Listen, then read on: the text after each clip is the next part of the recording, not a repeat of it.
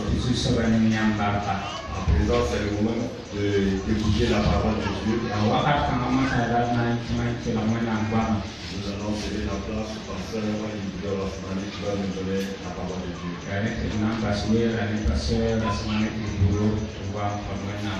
Que le Seigneur bénisse son serviteur. Que le Seigneur vous bénisse aussi. Fait que ce que nous allons entendre, nous puissions la mettre en pratique pour la gloire de Dieu.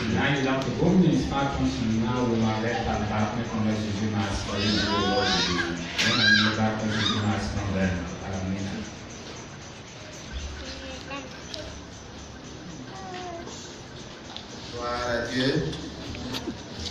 Alléluia. Alléluia. Les enfants ont l'habitude de dire soldats de Christ. Et comme on a dit, tu sauras soldats, c'est le Satan. Soldats de Christ. Tu sauras soldats. Soldats de Christ. Tu sauras soldats. Alléluia. Amen. Merci. Barka. Ce matin, nous avions parlé Et nous les deux, on a comme amen. Du jour du Seigneur. Tu sauras Le jour du Seigneur. tu sauras Et le prophète Joël a décrit ce qui va se passer en ces jours-ci. Si on a nos restes Joël de l'écouer comme un biligi, que c'est la caméra. Vous savez, Jésus revient bientôt. Yamimi a Jésus n'a le roi. C'est pas une histoire. Car Guam Bouvier, Et quand le moment la sera Ouéla, venu, Hawata, Christ va apparaître. a Jésus n'a wa. Et ce serait vraiment le retour de Christ. Na ya koyi mwo. La seconde venue de Christ. A Jésus Christ yi mwo. Alors, Christ va apparaître. A Jésus n'a pour Et menga. ce qui est écrit par le prophète Joël aura son accomplissement. La bundinga mena noresha Joël son gosa ana pa C'est pourquoi nous devons nous préparer. Ine so te toma segre messe. Car il est dit, ce jour si grand La bara wilga me la kansi ala ne va mesona. pas nous surprendre. A 14 li Ce konye. n'est pas le prophète Joël qui a parlé de cela seulement. Pa mena noresha Joël bana ye bon gombon ka. Bien des hommes de Dieu ont parlé. Wena nemme goma wiye Et kana. cela nous permet de nous en convaincre La loi qui dame te compte conscience là. que la réalité qu'il y a la réalité dans ces choses. Ti gombamba ya gom ne asil gom. Nous allons prendre nos Bibles. Ti na dikin wena seba. Comme nous nous sommes préparés Wa ton son segre mesa. dans le chant, E yi la poa. nous allons lire avant de prier pour celui qui va apporter le message. E na karame la lor wa pusa so ni nesna wi ko de wena gom na. Voyez ce qui est dit dans Apocalypse. E na die bien are widiri. Apocalypse 22. Widiri bisila yi. Et nous allons faire la jonction avec ce qui est dit ce matin dans le livre de Joël. La na gom pure avec de lever a wena no reste Joël son gom de ton caribé. Voilà, il est dit dans Apocalypse 22. Ay widiri bisila yi. Verset 6, il est dit. E besa yo be. Il me dit, ces paroles sont certaines et vraies. Le Seigneur, le Dieu des esprits des prophètes, a envoyé son ange pour montrer à ses esclaves ce qui doit arriver bientôt. Je viens bientôt. Heureux celui qui garde les paroles de la prophétie de ce livre. C'est moi, Jean, qui ai entendu et vu ces choses. Quand j'ai entendu et vu, je suis tombé aux pieds de l'ange qui me les montrait pour me prosterner devant lui. Mais il me dit, garde-toi de faire cela. Je ne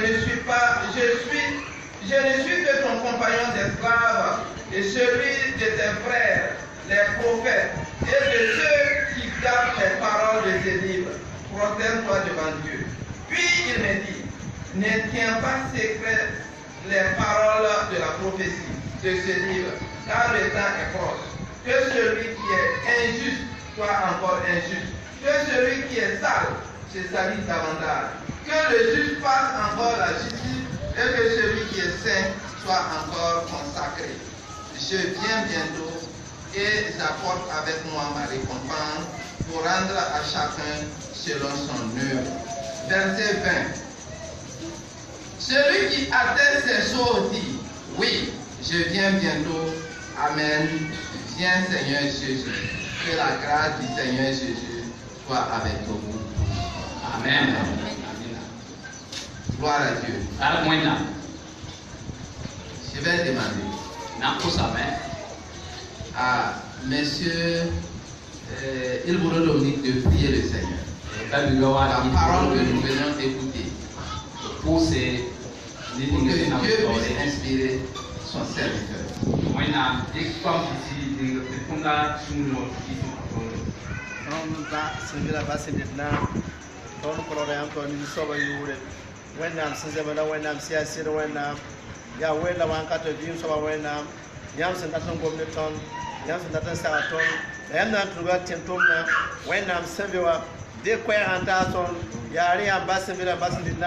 Honani kaba masara yam panganuga kuwa yeti yam si son belem soba yeti yam belem soba wenam biga bre ko ne tone bre ko ne panga bre ko ne sida o ju soba na soba honi ka ne ba fasi me kalu ne yibewa shagani yam panganuga kuwa yeti ko na soba yeti ko na yaba yeti ko na paneba basen bila basen nam likati dum nan basen ngo kuwa yeti yam talbo o me ngai wa zuma suminga Gloire à Dieu. Le retour de Jésus-Christ. Ça a été toujours un débat. Et ce débat n'a jamais eu vraiment fin. Il s'agit du retour de Jésus. Le débat n'a pas fini. Certains pensent que Jésus va revenir. D'autres pensent que Jésus ne va plus revenir. Mais la Bible est claire. Il dit que le retour de Jésus est imminent. Jésus va revenir. Alors les héros de la foi ont prêché cette parole. Jusqu'à quitter ce monde. Mais ils ont quitté avec foi. Et nous prêchons le message de l'avènement de Christ encore. Peut-être que Christ va venir nous trouver en vie. Peut-être que certains vont quitter et rejoindre Jésus dans le ciel. Quelle que soit la manière et la forme. L'essentiel pour nous, c'est être parmi les bienheureux. C'est ce qui est essentiel. Jésus va revenir. Les prophètes ont prêché. Le prophète Joël a pris soin. Il dit que le jour du Seigneur est proche. Et bien il va revenir. Même les animaux sauvages seront dans la terreur. Parce que ce jour si grand alors surprend. Au nom de Jésus-Christ. L'apôtre Jean, il a parlé ici de l'avènement de Christ. En se référant des prophètes qui sont passés. Il dit que ces paroles, ces prophéties-là ne soient pas de la vanité pour toi. Garde-les dans ton cœur. Souviens-toi comme Jésus est déjà là. Et tu verras qu'effectivement, il y aura de la foi. Tu vas persévérer dans la foi. L'apôtre Pierre, lui aussi, il a parlé de l'avènement de Christ. C'est mon retour de Jésus. Et si vous lisez dans 1 Pierre chapitre 4,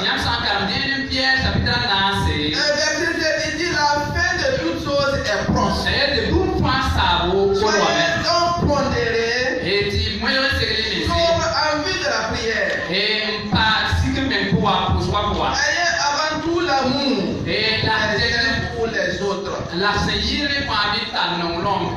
Parce que lui, il comprend quelque chose. Quant à l'apôtre Matthieu, lui, les disciples même avaient posé des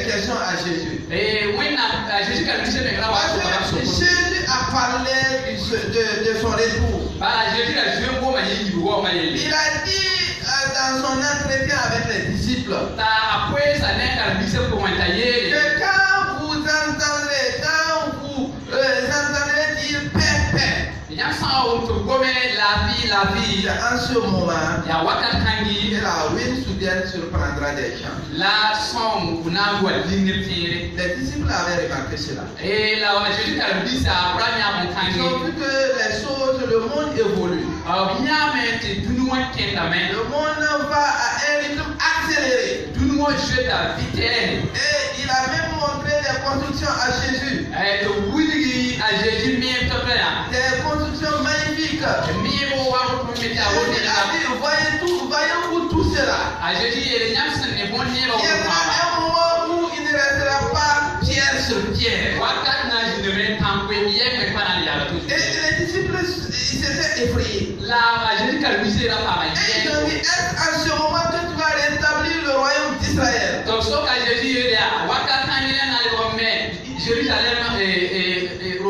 Il dit, non, c'est pas, le temps de vous. C'est pas la peine de vous discuter sur ce qui va se passer. Ce qui est primordial pour vous. Gardez la foi. Jésus va révéler. Jésus va révéler. Jésus va révéler. Voyez l'apôtre Pierre, l'apôtre Jean et Matthieu, tous ont parlé de l'avènement de Christ. Et les prophètes aussi ils ont parlé. Il y a toujours des incrédules. Des gens qui ne croient pas que Jésus va révéler. Ce matin, laissez-moi vous dire que la Bible est vraie. Tout ce qui est écrit va s'accomplir. S'accomplira à la lettre. Devons nous préparer parce que nous sommes avertis. Nous sommes avertis. Donc préparons-nous en conséquence. La forme de la venue de Jésus nous importe peu. Ce qui est essentiel pour nous, c'est que nous sommes persuadés qu'il va révéler. Posons-nous la question pourquoi il va révéler. Premièrement, il va revenir pour rien. Il va revenir pour rien. Alléluia. Amen. Il ne veut pas que Christ règne. Il faut qu'il règne. À sa première venue, il est venu pour travailler. Effectivement, il est venu pour travailler. Mais quand il venait, il ne sait pas faire savoir que c'est lui le roi des Juifs. Il s'est humilié, il s'est rabaissé. Parce que c'était pour travailler. Il n'a pas eu vraiment sa place comme les Juifs souhaitaient qu'il ait sa place. Sa place était même à sa naissance dans la crèche. Et après tout, les gens se sont pris de haine contre lui. Quand ils ont appris que le roi des Juifs est né, Hérode a cherché à l'éliminer. Hérode cherchait à l'éliminer. Parce qu'il ne voulait pas qu'il y ait deux rois en Israël. Alléluia. Amen. Jésus a échappé à l'épée d'Hérode. Et Jésus a continué pour accomplir sa mission. Vous savez, Christ, à sa première venue, il est venu travailler. Il reviendra pour rien. Et pendant que nous sommes, et Christ nous a dit de nous préparer. Et même quand les disciples étaient à son enlèvement, un a fortifié ses disciples. C'est Jésus que vous voyez répartir. il reviendra de cette même manière. Il reviendra de cette manière. Rempli d'esprit et de puissance. Donc à l'avènement de Christ, vous comprendrez qu'il y aura une puissance. Christ va libérer sa puissance. Il va se manifester sur la terre. C'est pourquoi il y aura la terreur. Des choses que nous n'avons jamais vues vont se produire. On dit que même le ciel va perdre les étoiles. Et les roseaux vont se pâlir. Alléluia. Amen. Les rochers, la montagne, les montagnes vont trembler. La terre va déchirer. Il reviendra avec puissance. Préparons-nous donc. Préparons-nous donc. Car il reviendra bientôt. La Bible nous dit, ceux qui croient en lui, comme c'est pour les miens. Jésus, quand il va se présenter chez les airs, alors ceux qui croient en lui vont être enlevés. Tant que ceux qui ne croient pas en lui ne le sachent. Mais Jésus connaît ceux qui ont foi en lui. Et il va les identifier. À travers alors un pouvoir. Ceux qui croient en lui vont s'élever. Ils vont s'élever. Ils vont le rejoindre sur les terres. Jésus ne posera pas ses pieds sur la terre. Il restera sur les airs. Et une communication va se faire. Et ceux qui croient en lui vont s'élever et le rejoindre. Et la vie va continuer sur la terre.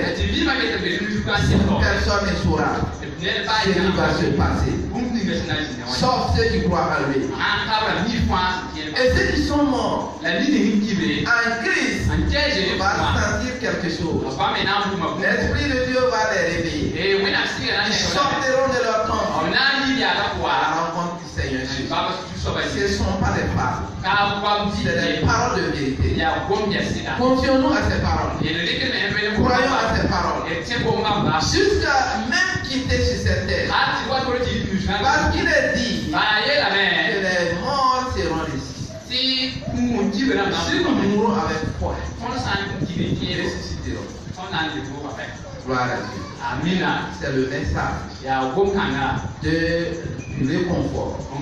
C'est pourquoi l'apôtre Paul dit, si on croit en lui, la mort est un gain. La mort est un gain. Ce n'est pas une perte. Le corps va, en tout cas, on va perdre le corps, le matériel. L'esprit reste esprit. Quels sont les esprits qui sont disposés? D'abord, j'ai souvent dit si l'esprit est en bonne santé, ça affecte le corps. Le corps est en bonne santé. Si l'esprit n'est pas en bonne santé, ça affecte également le corps. C'est pourquoi il y a des troubles. Si l'esprit est troublé, le corps va produire des troubles. Le corps va connaître des troubles. C'est pourquoi vous voyez des gens qui sont méprisables, qui sont déviés, qui sont et qui errent sans se connaître. L'esprit n'est pas en paix. Mais Christ va venir pour garder notre esprit en bonne santé. Alléluia. Parce que le règne est un règne de paix. C'est pourquoi premièrement nous devons considérer cela. Que Christ va revenir pour régner. Premièrement, il est venu, il n'a pas régné. Mais il faut qu'il règne. C'est pourquoi il va revenir régner. Que le Seigneur nous aide à ce que le titre qu'il nous donne en tant que prince et princesse, que nous le maintenons jusqu'à s'asseoir autour de lui. On peut être exclu. Exclu vraiment du règne de Christ. Comme avant on excluait les gens du sacerdoce. On les excluait parce que si leur œuvre n'est pas pour servir à la maison de Dieu, ils sont exclus.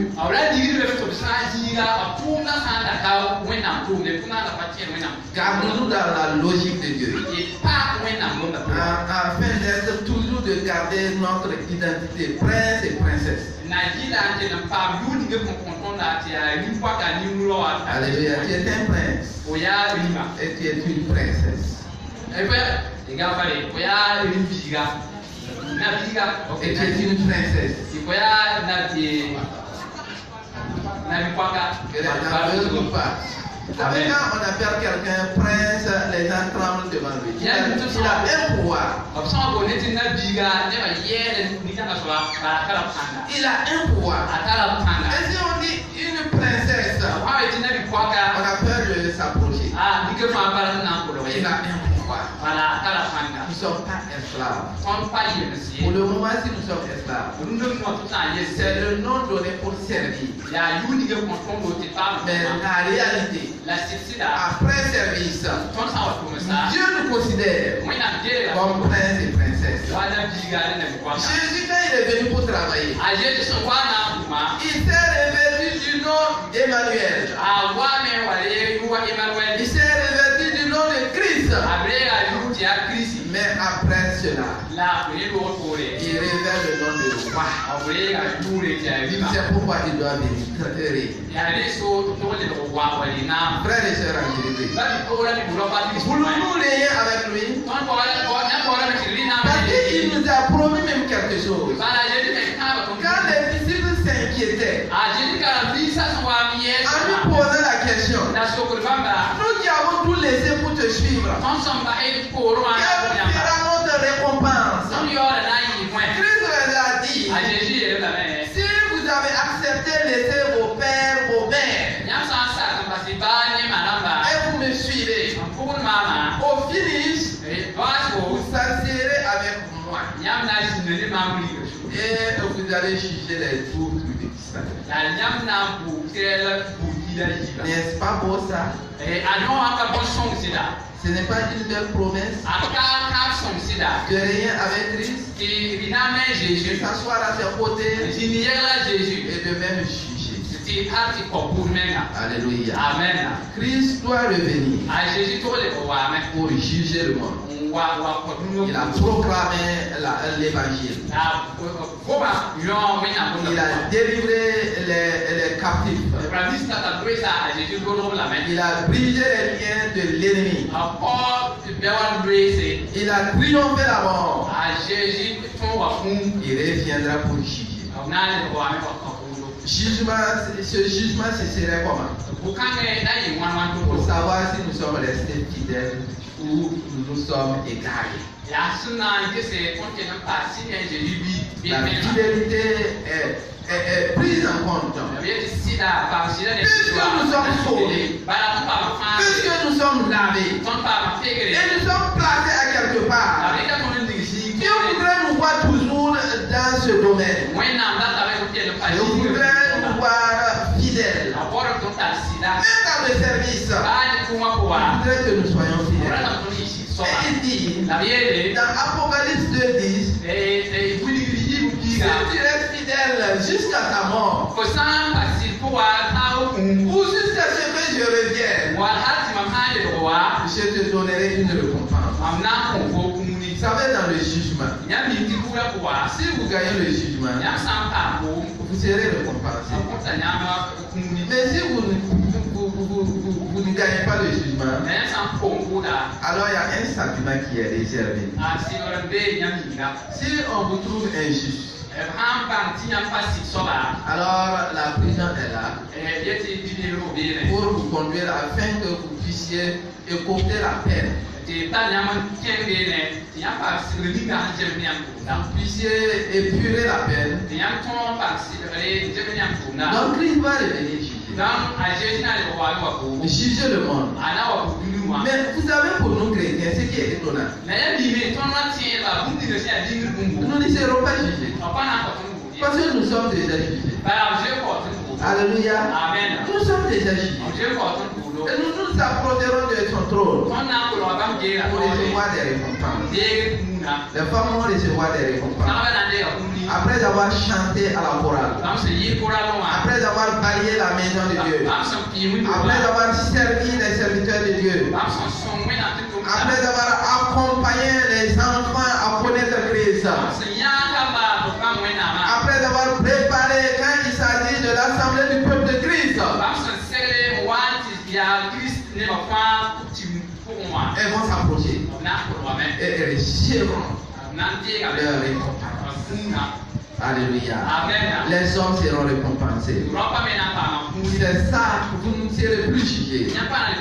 Après avoir servi la famille, après avoir pris soin de la famille, après avoir éduqué les enfants, après avoir travaillé pour qu'il y ait la paix dans l'église, après avoir servi le serviteur de Dieu,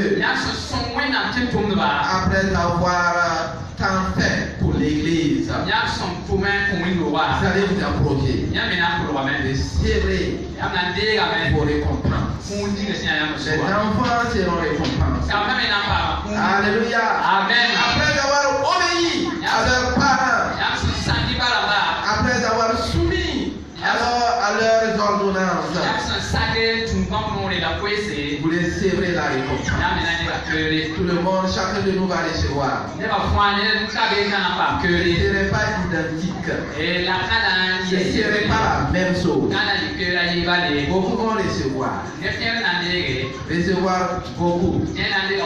Comme la Bible dit, à ceux qu'on a beaucoup donné, on va leur demander aussi beaucoup.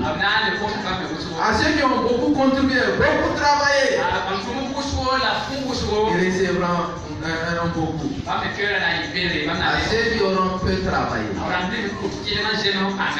ils regretteront. Parce qu'ils verront la réalité. Et ils vont se dire, si je savais que j'allais tout beaucoup faire. Gloire à Dieu. Mais aujourd'hui, le message nous invite. Il n'est pas encore tard.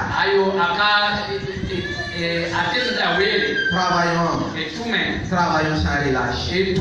Peuple de Dieu, travaillons sans relâche.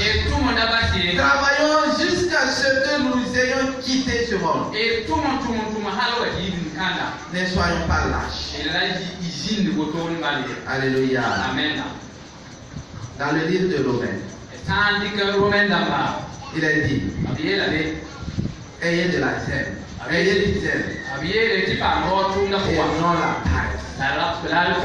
Servez le Seigneur. Servez le Seigneur. Ayez du zèle. Dans tout ce que nous faisons, ayons du zèle. Et non de la paresse. Servez le Seigneur. On nous a pas dit servir les gens. Mais en servant les gens, on sert Dieu. Si on a la foi. Si on est sauvé. Alors, en servant les gens, on sert Dieu. Dieu l'a même prouvé. Dans Matthieu, il est dit. J'étais en prison. Et vous êtes venu me voir. J'étais malade. Et vous m'avez apporté un soutien. Alléluia. Amen. Et les gens vont se demander. Où t'avons-nous vu malade? Ou en prison? Et nous sommes venus vers toi. Et j'ai dit non. Vous ne connaissez pas la réalité. Vous les aurez comme des hommes insensés. Les fois que vous faites à un enfant, à mon enfant, à moi qui suis sauvé, c'est à moi.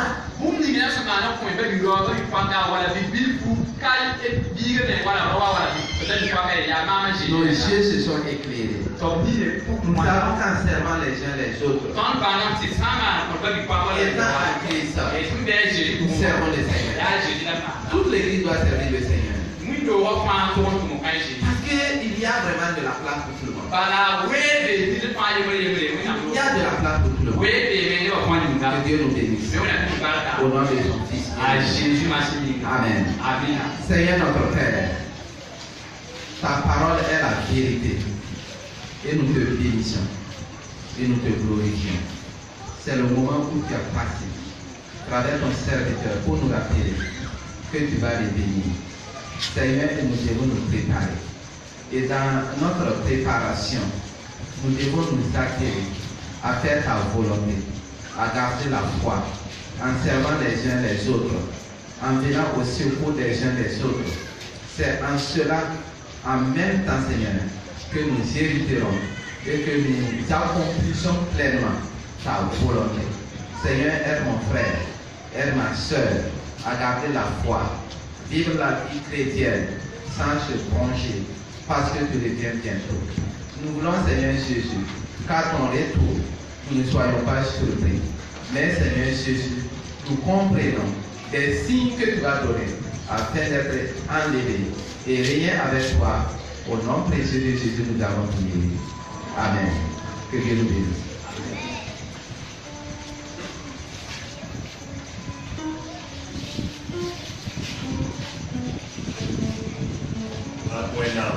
Gloire à Dieu.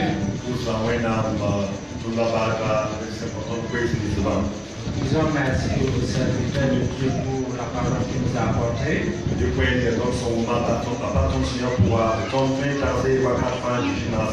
Surtout que la parole que nous avons pu entendre devrait plus nous aider à rester fidèles à Dieu. Je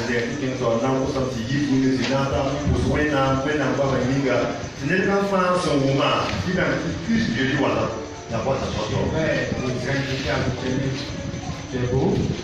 Ensemble, nous allons recommander à Dieu afin qu'il nous assister pour que nous puissions.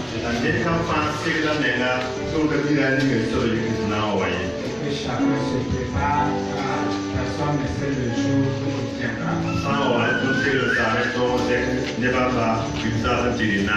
Faisant en sorte qu'au jour de son avènement, il puisse nous trouver prêts et que nous nous élevons avec lui pour régner à jamais. Amen. Amen. Alléluia.